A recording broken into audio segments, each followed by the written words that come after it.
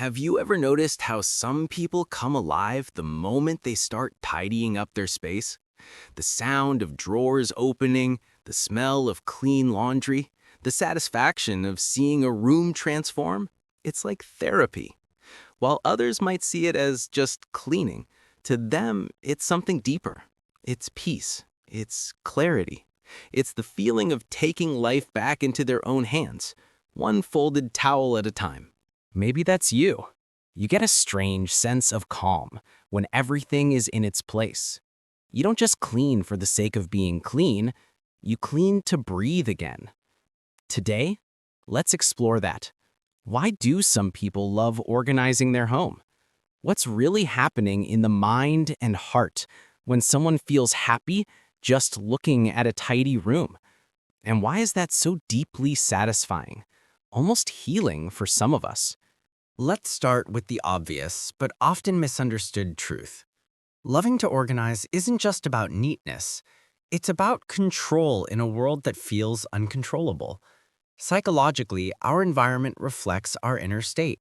When life feels chaotic, messy, or uncertain, cleaning becomes a way to create order outside when we can't control what's happening inside. It's the mind saying, if I can make this small corner peaceful, maybe everything else will feel okay too. That's why after an argument or during stressful days, Many people suddenly start reorganizing their closets or rearranging furniture. It's not random. It's emotional regulation in action. In psychology, this connects to the concept of external control as emotional grounding. When emotions are overwhelming, doing something tangible, like folding clothes, vacuuming, or arranging books, gives the brain a sense of completion and stability. It activates the reward system, releasing dopamine, The feel-good chemical that tells your brain you did something right. That's why even small tasks, making the bed, wiping a counter, organizing a shelf, can make you feel unexpectedly proud or light. You might not realize it, but your brain is celebrating every small piece of order you create. But for many people, it's not just about feeling good, it's about feeling safe. A tidy home gives the subconscious mind signals of safety and stability. Clutter, on the other hand, can quietly trigger anxiety because it represents unfinished business. Every item out of place whispers, you still have things to handle. and for people who feel everything deeply, that whisper becomes noise. So they organize not to impress anyone, but to quiet that internal noise. It's their way of creating calm in a loud world. There's also something deeply psychological about the act itself. Organizing is predictable. You know how it starts and you know how it ends. There's a clear cause and effect. You move something, it looks better. That certainty is rare in emotional life, where outcomes are messy and people are unpredictable. So when someone says, cleaning makes me happy, what they often mean is, it's one of the few things in life that makes sense. But let's be real. Not everyone who loves organizing is trying to control chaos. For some, it's a form of self-expression. Their home is their mirror. The way they arrange their books, display their plants, or fold their towels isn't just about tidiness. It's about beauty. It's their way of creating art through space. In psychology, this links to environmental self-identity. The idea that our surroundings express who we are. So when someone loves making their space beautiful, it's not vanity, it's communication. It's saying, this is what peace looks like for me. Some people even experience cleaning as mindfulness. It slows their thoughts. They get lost in the rhythm, the swish of the broom, the flow of water, the pattern of sorting. And in those quiet moments, they stop thinking about yesterday or tomorrow. They just are. This is why organizing can feel meditative. It grounds you in the present moment. You're focused, your hands are moving, your senses are engaged. It's active meditation without the need to sit still or close your eyes. There's another fascinating angle, the link between control and creativity. People who love organizing often have vivid inner worlds. When that creative energy builds up without an outlet, it can feel restless. Tidying gives it direction, turning chaos into order, thought into structure. It's creativity disguised as discipline. That's why after cleaning, many people feel inspired to cook, write, or start something new. A clear space gives the mind permission to dream again.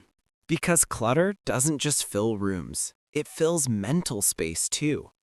But it's important to remember, not everyone who doesn't like organizing is lazy, and not everyone who does like it is a perfectionist.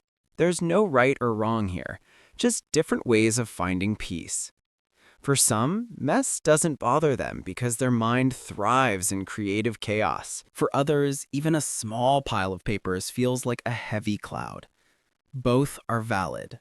Both are human. The difference lies in what your brain and heart need to feel grounded. There's also an emotional history behind this. People who grew up in unpredictable homes, where emotions were unstable or boundaries unclear, Often find comfort and physical order. A clean space gives them the consistency they never had. It becomes a silent promise. Here, I'm safe. Here, I decide what happens. But for others, cleaning might have been tied to pressure or criticism. Like growing up in a home where mess was punished.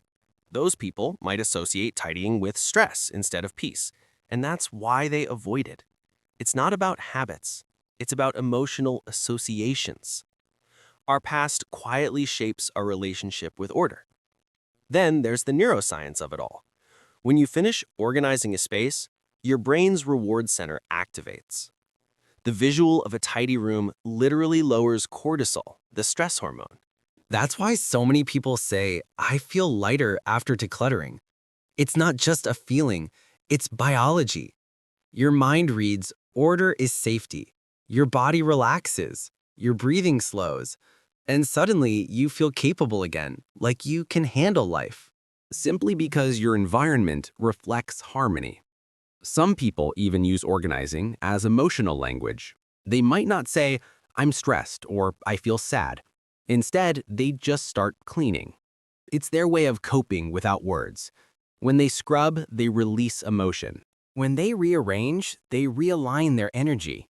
In psychology, this is a form of somatic regulation, expressing emotion through movement rather than speech.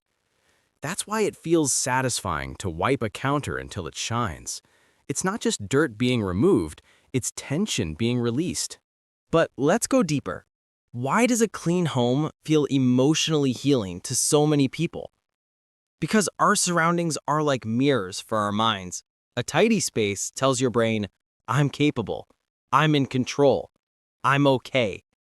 A messy one can whisper, I'm behind, I'm lost, I can't keep up. Even if those thoughts aren't conscious, your brain reads your environment like an emotional script. So when someone says, I feel calm after cleaning, they're not imagining it. They've literally changed their internal story through external action. And then there's the symbolic side. Organizing is often about letting go. Every item you sort or discard represents a small emotional release, a decision to move forward. That's why decluttering can feel unexpectedly emotional. You're not just getting rid of things, you're rewriting your history. When you let go of old clothes, broken gadgets, or unused gifts, you're silently saying, I no longer need this version of me. That's powerful. That's healing disguised as housekeeping. Of course, not everyone cleans from peace. Some clean from anxiety. And that's okay too. If organizing gives you relief, it's because it temporarily restores a sense of control. The key is to notice the intention behind it. Are you cleaning to care or to cope? One comes from love, the other from fear. Both are human. Both can coexist. The awareness alone brings balance. And maybe that's the beauty of it. Organizing isn't just about objects. It's about emotions. It's about saying, this matters, this stays, this goes. It's how we make decisions not only about things, but about life itself. Every shelf you organize, every drawer you tidy, every space you make calm. It's a reflection of how you want to feel inside. Peaceful, clear, intentional. If you think about it, a home is an emotional ecosystem. It holds your moods, your memories, your energy. So when you clean it, you're not just adjusting your environment, you're resetting your emotional atmosphere. You're reminding yourself, this space is mine. This piece is mine. And maybe that's why it feels so good. Because deep down, organizing isn't about perfection, it's about belonging. It's about coming home, not just to your house, but to yourself. So the next time you find yourself folding laundry with a smile or rearranging your shelves for the third time, don't brush it off as a small habit. It's an act of self-care, one that connects body, mind, and soul. It's your way of saying, I deserve to live in beauty.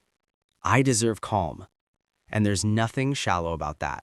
Because peace is not found, it's created, sometimes with a broom in your hand and soft music in the background.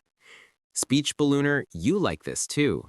When you have free time, do you love organizing your home to make it feel clean, calm, and welcoming? Share your thoughts and stories in the comments. I'd love to hear how you feel when your space feels right again. And remember, there's no perfect way to live. Whether your piece looks like a minimalist studio or a cozy, cluttered home full of memories. What matters is how it makes you feel. Because in the end, organizing your home isn't about making it look good for others. It's about creating a space where your soul can finally exhale. Maybe organizing isn't about things at all.